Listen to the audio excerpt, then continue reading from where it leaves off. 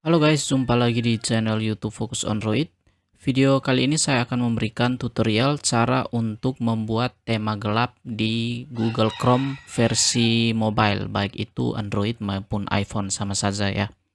Nah, jadi biasanya pada suatu handphone ketika kita mengubah tema gelap, biasanya beberapa aplikasi akan otomatis mengikuti tema sesuai yang ada pada ponsel atau smartphone kita.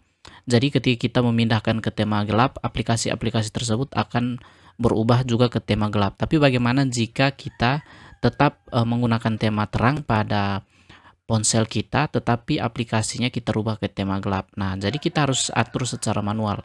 Di sini kita buka aplikasi Google Chrome, kemudian kita tekan pada bagian pojok kanan atas. Nah, selanjutnya di sini kita tekan setelan. Pada bagian setelan ini kita scroll ke bawah. Kemudian di sini terdapat tema, kita tekan pada bagian tema.